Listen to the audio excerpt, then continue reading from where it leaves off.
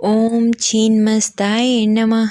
जय माता दी। आप सभी को गुप्त नवरात्रि के 5वें दिन की हार्दिक शुभकामनाएं। आज गुप्त नवरात्रि के 5वें दिन छिन्नमस्ता माता की पूजा की जाती है। छिन्नमस्ता देवी 10 महाविद्याओं में से एक है। इन्हें महाविद्याओं में प्रचंड नायिका के नाम से भी पूजा जाता है।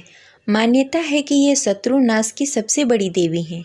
कुछ विद्वान तो यहाँ तक कहते हैं कि भगवान परशुराम ने भी इन्हीं विद्या के प्रभाव से अपार बल अर्जित किया था। भगवान शिव इनके कबंध हैं। देवी के स्वरूप पर दृष्टि डाले तो उनके एक हाथ में अपना खुद का मस्तक है और दूसरे हाथ में खड़ग धारण किए हुए हैं। देवी की आराधना से आयु, आकर्षण, धन और कुशाग्र बुद्धि मिलती है। रोग मुक्त और शत्रुनाशक के लिए माता छिन्नमस्ता की आराधना सर्वोत्तम लाभ देती है। पुराणों के अनुसार यह देवी प्राण तोषिणी है। इनका शुद्ध हृदय से विधिवत पूजा करने वाला व्यक्ति शत्रु बंधन से निश्चित ही मुक्ति प्राप्त कर लेता है। लेकिन यह ध्यान रहे कि माता की स्तुति करते समय सच्चे हृदय से करना है। दूसरे का नुकसान करने के लिए अगर आपने पूजा किया तो उसका उल्टा फल प्राप्त हो सकता है। इसीलिए कुछ अच्छे कार्य के लिए इनकी पूजा करनी चाहिए, दूसरे को नुकसान पहुंचाने के लिए नहीं। तो चलिए सुनते हैं माता छिन्नमस्ता की कथा। अगर आपको यह कथा अच्छी लगे तो इस वीडियो को लाइक करें और कमेंट बॉक्स में जय माता दी अवश्य लिखें। आपका कमेंट और लाइक हमारे लिए बहुत महत्वपूर्ण है। अगर आप हमारे चैनल पर नए हैं तो इसे सब्सक्राइब अवश्य करें। हिंदू धर्म में सभी देवताओं के अवतार की अलग अलग पौराणिक कथाएं प्रचलित है। 10 आदि शक्तियों में 6वां अवतार माता छिन्नमस्ता का माना गया है। छिन्नमस्ता माता को माता पार्वती का स्वरूप माना जाता है, जो कि काफ़ी उग्र रूप में रहती हैं। छिन्नमस्ता माता के एक हाथ में स्वयं का कटा हुआ सिर रखा है। मान्यता है कि जो भी भक्त सच्ची श्रद्धा से उपासना करने वाले भक्तों की सभी मनोकामनाएं पूर्ण होती है।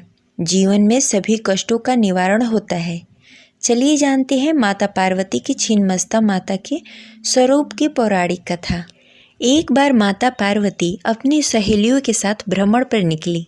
इस दौरान माता पार्वती रास्ते में मंदाकिनी नदी में स्नान करने की इच्छा हुई। माता पार्वती ने अपनी सहेलियों से भी स्नान करने को कहा, परंतु दोनों ने स्नान करने से इनकार कर दिया और कहा कि उनको भूख लग रही है। इस पर माता पार्वती ने उनको कुछ देर आराम करने को कहा और स्नान करने चली गई। माता काफ़ी देर तक स्नान करती रही।